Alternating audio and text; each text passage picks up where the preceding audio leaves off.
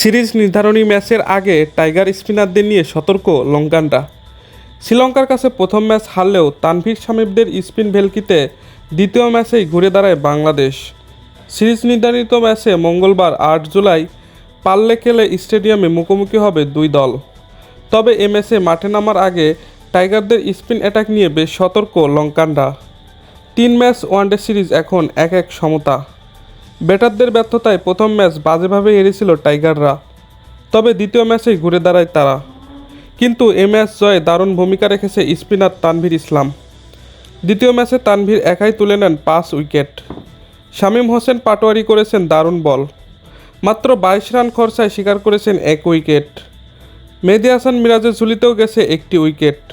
সব মিলিয়ে tiger স্পিনারদের ৮-৬ bowling বেশ নজর কেড়েছে। সিরিজের তৃতীয় ও শেষ ওয়ানডের আগে সংবাদ সম্মেলনে শ্রীলঙ্কার সহকারী কোচ থিলিনা কান্দাম্বে বলেছেন, কলম্বোর চেয়ে ভিন্ন উইকেট এখানে। আমরা এ ব্যাপারে আলোচনা করছি। মাঝের ওভারে তারা বেশ ভালো বল করছে, ৩ জন স্পিনার।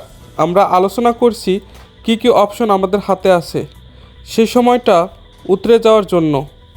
ট্রেনিংয়ে আজকে চেষ্টা থাকবে সেসব প্ল্যান কাজে লাগানোর। পাল্লেকেলের উইকেট নিয়ে থিলিনা বলেছেন, সাধারণত এখানে কলম্বোর চেয়ে বেশি সহায়তা থাকে ব্যাটারদের জন্য। বাউন্স এবং পেস সমান থাকে। আমরা এটাই আশা করছি। ক্যান্ডিতে গত ১২ মাসে ভালো ব্যাটিং উইকেট ছিল। আশা করছি পরের ম্যাচেও ব্যাটিং ট্র্যাক থাকবে। দর্শক, আপনার কি মনে হয় বাংলাদেশ শ্রীলঙ্কার তৃতীয় ম্যাচ অর্থাৎ সিরিজ নির্ধারণী ম্যাচে কে জিতবে সেটি কমেন্ট করে জানিয়ে দিন। খেলাবাজের ভিডিও এ পর্যন্তই। ভিডিওটি ভালো লাগলে লাইক করুন আর নিয়মিত খেলার আপডেট ভিডিও পেতে আমাদের চ্যানেলটিকে সাবস্ক্রাইব করে রাখুন।